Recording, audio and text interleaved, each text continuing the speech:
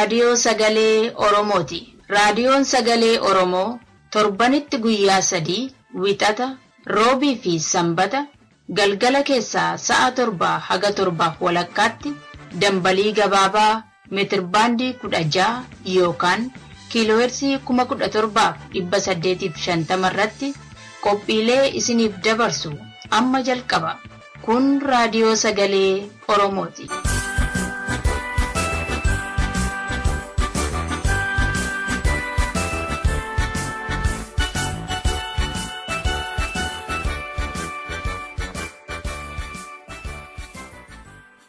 Dhaggeeffattoota keenya kabajamoo akkam jirtu. Guyyaa har'aa qophiilee 2 qabannee dhiyaanneerraa. Qophiin keenya qophii kaayyoo fi waarii mariiti.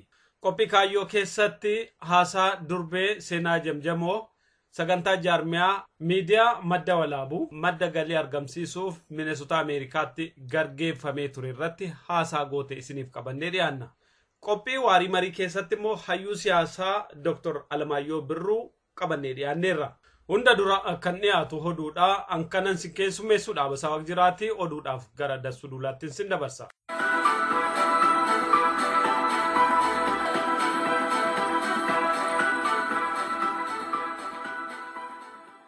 Kaartaa haaraa magaalaa Finfinnee fi naannoo isheetiif bahee hojiin isaa xumurame. Magaalonni godina addaa naannoo Finfinnee jiranis torbee 2 keessatti kaartaa sana fudhatanii hojii isaa akka eegalan dirqamni darbeera. Namoonni Saawudii Arabiyaatii bara darbee humnaan gara Itoophiyaatti deebi'an walakkaa caalaan deebi'anii deemaniiru jedhame. Naannoo Dambiidoollootti immoo qeerroo fi waraanni bilisummaa Oromoo sochiirra jiru jedhame ka jedhu oduu gurguddoo har'a galgala isinitti himnu keessa jiru. Akka mooltan dhaggeeffattoota keenya Andassuu Duulaatu isinitti hima. Kaartaa haaraa magaalaa Finfinnee fi naannoo isheetiif bahee hojiin isaa xumurame.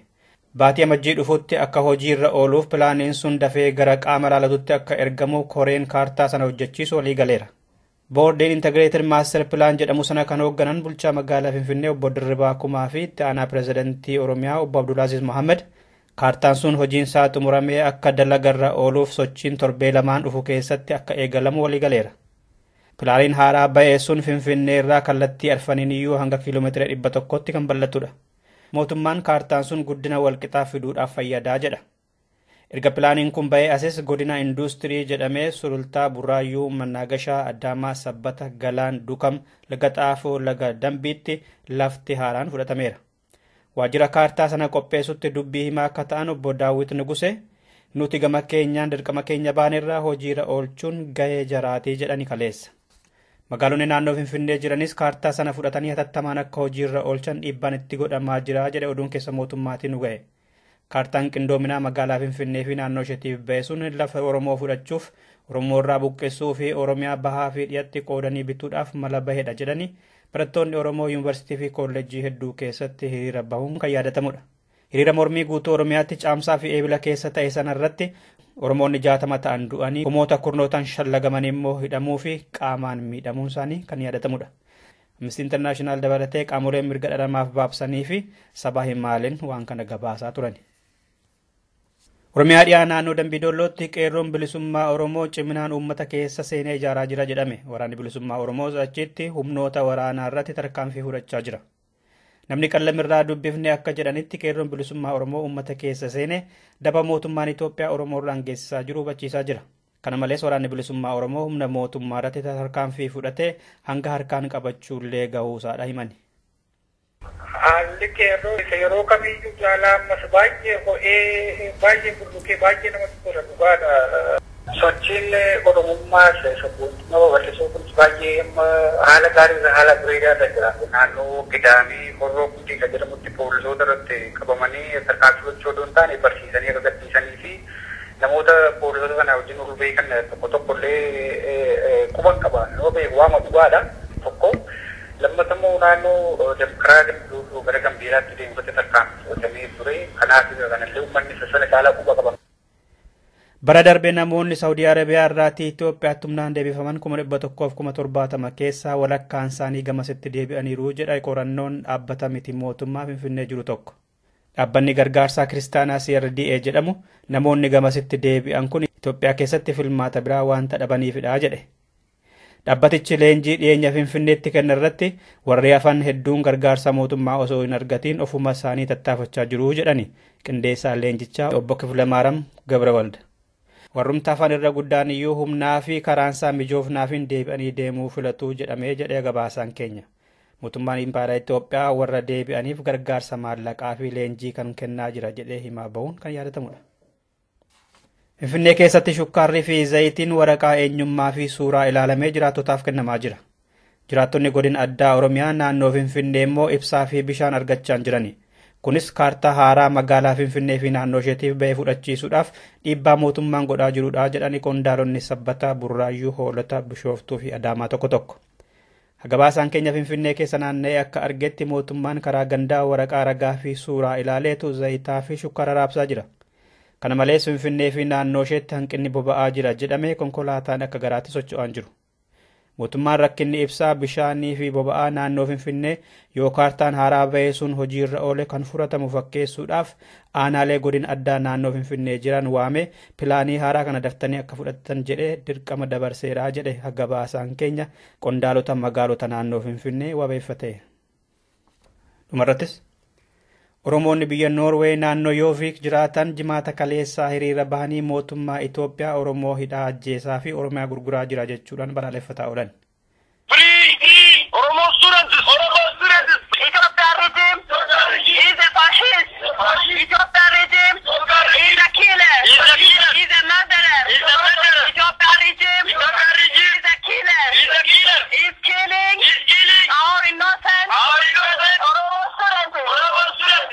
Hiriira dargaggoota magaalaa Yooviikii fi naannoo ishee jiraataniin qindaa'e sanarratti mootummaan Noorwee mootummaa abbaa irree Itoophiyaaf gargaarsa kennu haa dhaabu jechuudhaan gaafatan.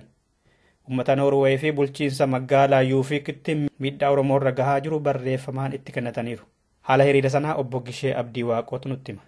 Sagalee kennaa uummata kennaa kan biyya keessatti dhumataa jiru mirga isaaniitiif falmatanii biyya isaanii irratti reebamaa jiran kan biyya isaanii irraa ari'amaa jiraniif sagalee isaanii dhageessisuudhaaf biyya Noorwee keessatti hiriira nagaa qopheessinee sagalee keenya dhageessaa turre. Dhaggeeffattoota keenya oduu har'aaf qabnu kolmadha. Qophiilee keenyaaf waliin turtii gaarii.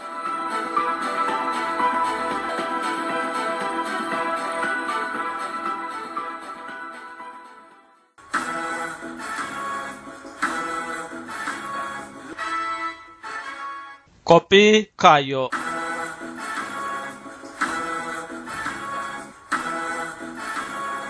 Shamarree yookaan dubree seenaa Jimjimoo diqoo waa'ee isii isin barsiisa. Seenaa Jimjimoo magaalaa Adaabbaa dhalatte Oromiyaa keessa mana barumsa sadarkaa tokkoffaa Adaabbaatti osoo barachaa jirtu cunqursaa mootummaa wayyaaneetiin biyya baate dhuma bara 1990moota keessa Ameerikaa dhufte barumsa addaan kuttes as dhufnaan itti deebitee itti fufte barumsa sadarkaa lammaffaa koolleejii magaalaa Chicaagootti baratte bara 2012 digrii maastara lammaffaa University of Illinois magaalaa Urban Championii baratte akkasumas seenaan hawaasa Oromoo Chicaagoo keessatti hirmaannaa guddaa qabdi akkasumas warra ooyaa hundeessitoota keessaa tokko sammaleellee siyaasa Ameerikaa keessatti illee hirmaannaa guddaa qabdi filannoo Barack Obama qindeessituu turte akkasumas amma dhiyeenya kana ammoo barreessituudha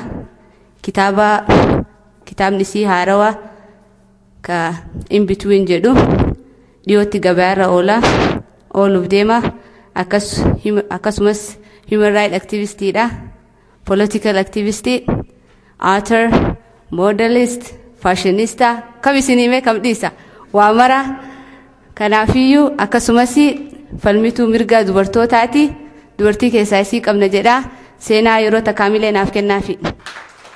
Galatoom Nasiiboo akkasumallee Ngaansa'u galatoomii jedha ani baay'eeleen dubbadhu kan waa'ee xiqqoo dubbachuun barbaadeerra ani warra qubee ofiin jedha 80 keessa waan dhaladheefi namni gariin isaaniillee mormaa gara 90 ta'uu qabaa lakkuu afaanuma Oromootiin baradhee jedhe marattuu xiqqoo ta'eetiin anaaf faamiliin akkuma namoota baay'ee faamilii poolitikaa keessa ture kanaafuu bilisummaan ollaa natti fakkaattee turte gaafa haayiskuula seemuu Oromiyaan argaa natti fakkaatee ture gaafa kolleecha deemuu meebii bulchituu ta'a Oromiyaan bulchaa jedhee hawwiin qabaa ture garuu sun amma dakkeerii lama ta'ee jira waggoota 20 deemaa jira jechuudha hawwiin kiyya sun adaduma umriin kiyya achi guddadhuun hawwiin tiyya fagaataa deemte mil'achuu malee kan gaafa anaa xiqqoo ta'e suni hawwii sammuu keessaa baddee abjuu keessattuu takkuma takkee dhufti natti fakkaata tokkummaan bareeda hawwii nama maraati garuu tokkummaa faarsinee dalagaan keenya yoo ta'e eenyuun nu geessu nuti ilma namaati fakkeenyaaf haatiyyaaf ani takka takkee holbuun annama akka haadhatiyyaa jaaladhuun qabu baay'ee na jaalattillee jedhan warri beeku garuun amanu takka takkee maaf jedhis ni fakkaata otoo akka haatitiyya yaaddu ani yaade otoo akka isii yaaddu akka ani yaaddu isii yaadde waluun dhabnu garuu gara ilma namaa waan taaneef sammuu adda addaa qabna suni anaa fi bareeda na fakkaata bareeda oromoo keessaa kan ittiin hin boonu dhugaas ni dubbadhe diversity keenya garaagarummaa aadaa keenyaa kan wayaa keenyaa kan nyaata keenyaa kan sirbaa kan uffata sani kan na boonsisu akka somaalee rakkoo irraan qabaan akka somaalee tokko ta'uu dhabuun keenya that's what makes me proud as an oromoo dhugaan sin jedhe santu na boonsisee jedha waa mara irraa so garaagarummaan keenya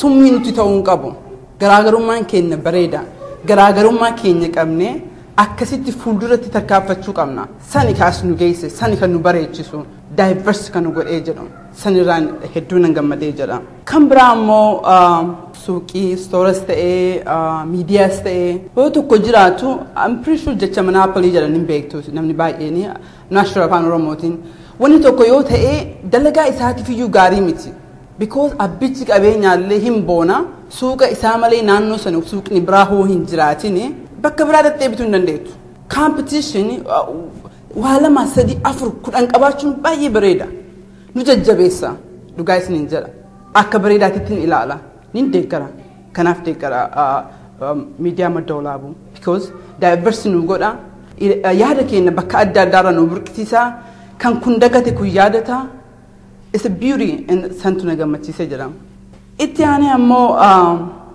diversity aadaatii fi information irraa kan argannee kan jennu kan biraa ammoo nuti kalee dargaggoo turree ammallee dargaggomaa garuu otoo hin beekin ijoolleen teenya ijoolleen har'a xinnoo laallutuun otoo nu hin beekin dargaggoon jara taati garuu numaaf jaraaf dhiisaa jirra dhugaa isiniin jira abbootiin keenya laafaniitiin bilisummaa gabrummaa nutti dheeressan natti fakkaataa ture amma yoo laalu ammoo ani laafinsa abbaa kiyyaa haadha tiyyaa dabree wannuma cadhisee rafuu ilmaan tiyya gatii hadhatiitiin muge jarri waan kaffaltu natti fakkaata yoo har'a tarkaanfanne malee yoo har'a ijoolleen teenya xixiqqoon obboleeyyan teenya eenyummaa jaraa hin barini gabrummaan har'a xinnootuun jara eenyummaa isaa dagatanii yeroo kanatti yeroo miidiyaa kanatti amata miidiyaa kanatti information irraa ka addunyaa bulchu san keessa mucaa tokko hiriyaa tokko baranan baradhee jedhee akkuma tasaa mana laanchi wayitiin naawamanii actually article irratti katabeen ture of barsiisuu intalti oseenteetiin maqaa amaaraa wayii dubbatteetiin inatti mul'isanii jedhan achiitti siiqee ani seenaadhaa jedheen of barsiisina seenaadha anillee maqaa oromoon qabaanaan jette pointiin kiyya mucaan gaafa sanii nayaamee jedhe maqaan isaa Mahammad jedhama ijoollee dhaloota naannoo Finfinnee Adaamaa kana Oromoo keessatti hin guddanne dhalootaan Oromoo haa ta'u malee laakiin hanga Oromoo miidiyaa dhageeffachuu jalqabee baay'ee sabboonuu jalqabe Oromummaan isaa itti dhagahamuu jalqabe so wagguu naa bilbileetii na dubbisa fuudhee haadha manaa qaba inni na dubbisee maaltu haarawaa maaltu bahaa jira jedheen gaafa anillee homaan beeku Oromoo miidiyaa malee waan biraan dhageeffatu so kan bosona Oromiyaa keessa jiru kan dukkana keessa jiru ani kan xiqqeenyatiin baradhee jedhee TV'n qabnu reediyoo qabnaa ture VOA dhageeffataa baankiyyaa so VOA fi BBC kanneen dhageeffan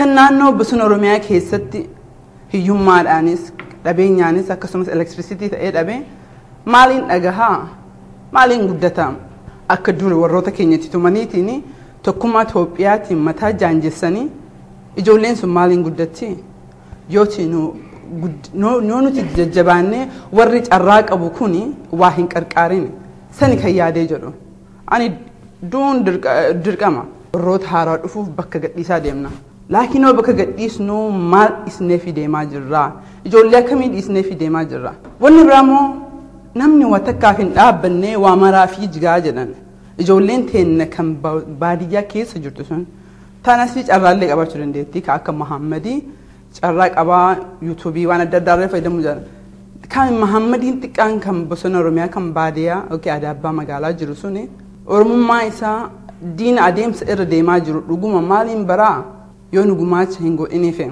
hin jedhamu. Hiriyyaan kiyya tokko African proverb jedhee jecha Afrikaan dubbate.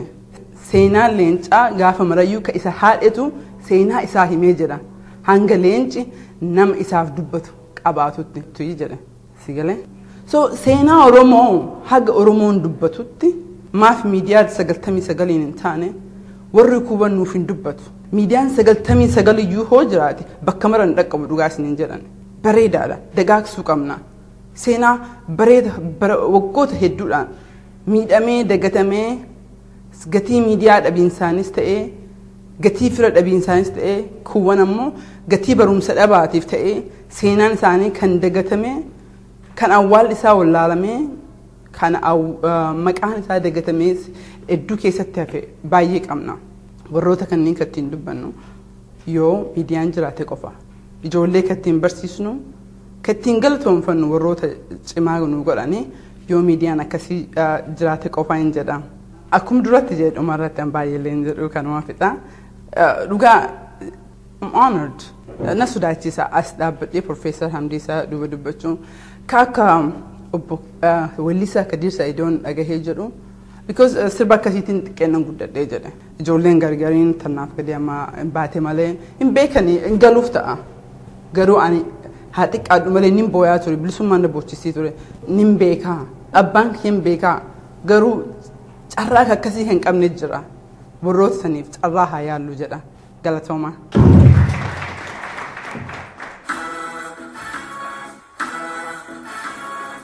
Kun raadiyoo sagalee Oromooti. Dhaggeeffadhaa hirmaadhaa.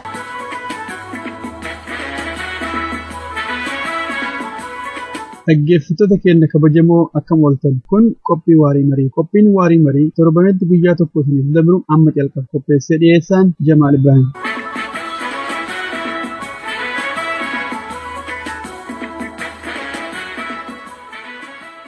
Dr. Alamaayyoo waan hunda dura affeerraa raadiyoo sagalee Oromoo kabajjee marii kanarratti nu argamuu keetiif maqaa dhaggeeffattoota raadiyoo sagalee Oromootiin galatoomi isin jedha. Isinis carraa kana naalachuu keessaniif galatooma. Mariin keenya kan har'aa dhimmoota jajjaboo hawaasa Oromoo keessatti hubannaa gurguddaa ummataaf ol kaasuu qaba jennee ilaallu waa'ee dimokiraasii, waa'ee mirga namtokkee, waa'ee mirga woloo, waa'ee mirga hiree murteeffannaa dhimmoota akkasii kan irra wajjin mari'achuu deemna. Gaafiin kiyya kan duraa laafamatti dimokiraasii jechaan maalinni hiikammaan jecha kanaatu maalinni.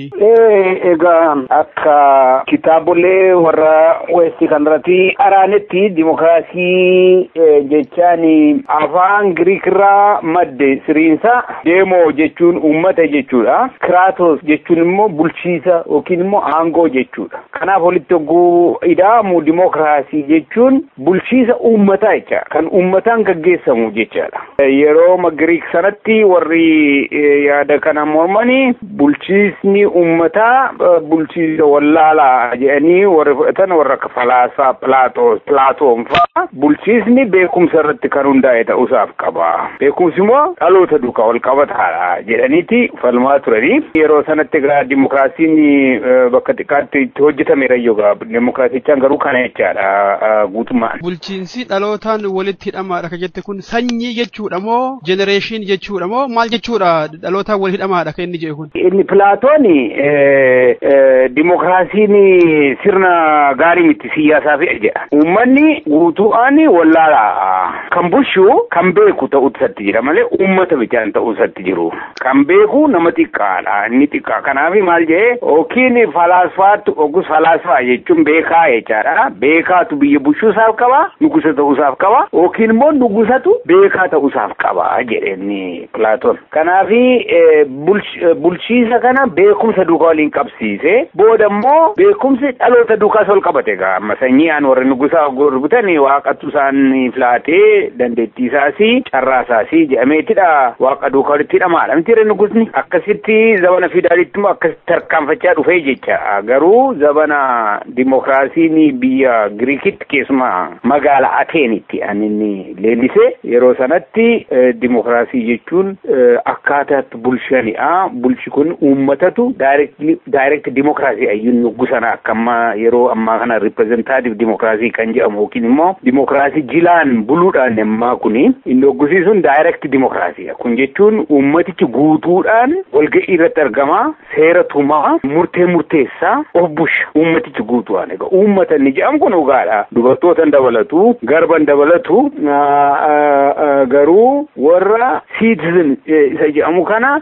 kan ta'anii hundumti isaanii ani irratti qooda fudhatanii hierarkiin tokko hin jiru jecha irraa olee irraa gadeen tokko hin jiru jecha dalgadha hariiroon nama hedduu jiru malee irraa olee irraa gadee waan hin tuneef dimokiraasiin kana fakkaata ture egaa kana isaan Pilaatoo fi Aristootil yeroo sanatti mormanii gara biraatti adeemsisan. Yeroo sanitti dubartiidhaa fi gabri keessatti include hin taane yookaan ammoo hin hammatamne waan jedhu kaafte gama biraatiin ammoo tuyyuu namni hundumtuu wal qixxaahee sirna ittiin bulu ummataan katumamu yaada jedhu keessa jira akkamitti ergasuu dubartoonnillee gabrillee erga nama tahan erga namni immoo tokko hundumtuu wajjin tumu tahe maaliif keessaa hafuu danda'an sababaan seenaan yeroo sanitti jira keessaa hambiseef jira. Egaa kuni seenaa maala namaa keessatti kan jirudha namni wal caalaa yookiin immoo wal qixxee miti kan jedhamu kuni dubartiin mucaa waan godhatu abbaa manaa ishee tajaajilu waan isheetti jiru hojii domestic hojii mana keessatti bobba'uutu isheef qaba sammuun ishee haphiidha qalbiin ishee haphiidha sammuu naanneffatee waa tokko yaaduu hin dandeessu immooshinii isheetu baay'ee ol kaa'a kanarraa kan ka'e dubartiin waa'ee mana keessaa waa'ee jaalalaa irratti kan hundaa'ee waa'ee gammachuu irratti kan hundaa'e irratti qooda isheen fudhachuu isheef qabu malee waa'ee waraansaa fa'aa waa'ee biyya buushuu waan gurguddaa kanatti raashinaal taatee biyya buushuu hin dandeessu kan jedhu kuni ala namaa keessatti biyya adda addaa keessatti kan dhalatte kanarraa kan ka'e dubartiin keessaa baate cunqursaa jechuu afaan biraatiin cunqursaa dubartiitu jira ture inni garbi jedhamu alagaa agar caalumsaa waraansa irratti kan mo'amee booji'amee warra abbaa garbaaf kan hojjetudha isa kana qixxee godhaa jedhee namni fudhachuu hin danda'u ergatee bushuu jiru isaan egaa amma booda tiyooriin hojjetamee jira filoozofii keessatti tiyooriin garbummaa kan leellisu kan jastifaayii godhu kan sirrii jedhu Pilaatoon fa'aa akka ta'ani maal jedha Pilaatooniin uumaadha kuni uumaarraa kan dhufe'a jedha kunis maali'a haalli namaa fakkeenyaa fi waan sadii qabaa haalli namaa tokko sammuudha inni kaani lapheedha inni sadaffaa qaamadha inni sammuun kan hundumaa ajaju'a jedha waa yaaduuf inni lapheen kan jaallatu kan jibbu kan jaqnoomu kan sodaatudha immooshiinitu keessa jira jecha qaamni immoo kan hojjetu kan dhama'uudha hojjetee kan nyaachisuudha jecha uumaa keenya keessa uumaa qaama keenya keessa waan sadii kun akka jiru uummata keessa hawaasa tokko keessa waan sadiitu jira jedha Pilaatoon inni tokko isa yaadu isa bushu isa poolitikaa duukaa aangoo duukaa waliin dhalate inni lammaffaa isa waraanee qeesaa biyya isaa tiksudha jedhama kan ta'e wattaaddara inni sadaffaan garbi kun hin dubbata garuu meeshaa kanaaf speaking tool animal jedha Aristootil boodatti kuni uumaarraatiidha akkasitti ramadamee uumame kun jiraate malee jireenyumti hawaasa tokko jiraachuu waan hin dandeenyee fi kan uumaarraati ajajame'a jedhanii amma kanatti tiyoorii garbummaa leellisuu danda'u uumamee jira kanarraa kan ka'e dhagaa sirna bulchiisaanii keessattis garbaa fi dubartii keessaa baasuu danda'anii jecha. So theoretically akka jarri yeroo san wal mormanitti ilmi namaa kun wal caalaa akkuma amma kunoo namni gama amantii taanillee jedhu yeroo hedduun kaa'onni kun ilmi namaa akkuma quba harkaa wal caalaa inni kun gooftaa inni kun maal ta'uu danda'a waan jedhu kanatu dubbatama. Beeziin isaa hundeen yaada kanaa ka wal caalinsaa kun waan amantii keessaa dhufe moo filozoofii mataa isaatti akkana jedhatu. Lakki yeroo kanatti amantiin jirus reelii ugaama amantii natural religion jedhamuun kana yoo ta'e malee amantiin inni aangoo siyaasa dukkatti hidhamee jiru inni booda dhalate kiristaanitiin kana booda inni dhalate dimokiraasiin biyya Giriik Ateen keessatti kan inni itti hojjetamaa ture utuu Yesuus Kiristoosiin dhalatiin waggaa 500 dura amantiin hin jiru jechuudha jee amantiin religion inni kun hin jiru ture yeroo sanatti amantii irraa miti kan dhufe garuu filoozofiin Pilaatoo gara amantiitti geeddarameera jechuu danda'ama boodatti.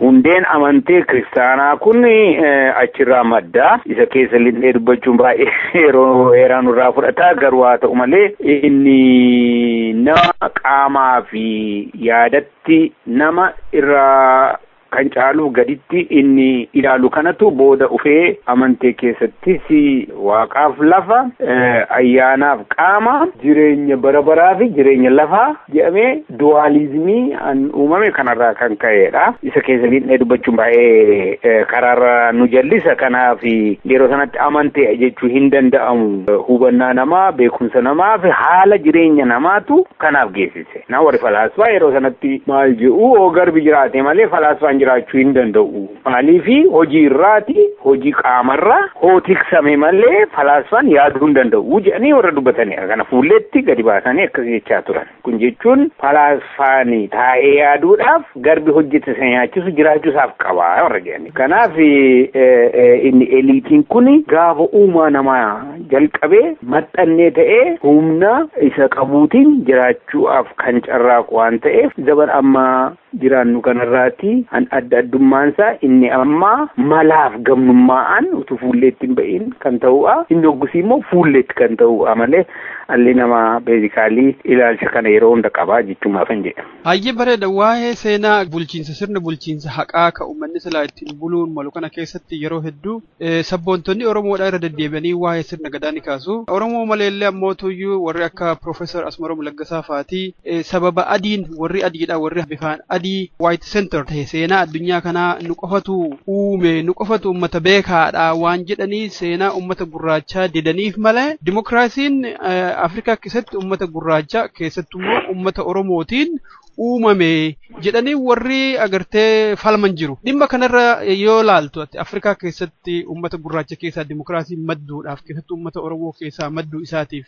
mallattooleen mirga dubartootaa yookaan ammootu ilmi namaa marti wal qixa jedhu kaama fakkeenyaaf warri kun gabra jedhu kana of keessaa kan qabne Oromoo keessatti wanni mul'atuu fi guddina dimokiraasiitiif ilma namaa sirna bulchiinsa dimokiraasii ka ilmi namaa ittiin yoo bule gaariidha jedhamu kana keessatti aadaan sirna gadaa ka Oromoo wanni inni gumaachi jira sitti fakkaata. Gadaan dimokiraasiin Oromoo hacuucamee koomiti sana keessaa tumba'iin hafeera akka dimokiraasii warra Agiriikii addunyaatti fudhatama godhatee beekame. Isaaniifis beekame Giriikirraa fudhannee jiru warra Westiin akka jiranitti Awurooppaan Ameerikaan tiraadishinii kana itti fuufnee jedhama yeroo sana akka tabamee waan jiruufi kan Oromoo jiraachuusaa amma xinnoo kun isayyuu naannoo sanatti beekamaa dhufe malee jiraachuuma isaa aknoolojii kan go'u waan hin jirreefi dimokiraasii warra Westiidhaa fi utubaa ture hundee ture kan Oromoo jechuun nama rakkisuu danda'a jedheen fudhadha. Seenaan an Oromoo gadaan yoomidhaan jalqabame achoo babal'atee eessa ga'eera uummata isaa kaame irratti dhiibbaa godhatee immoo isaan kaanis kana irraa fudhatanii itti jiraataniiru. Isa jedhamu gaaffii kana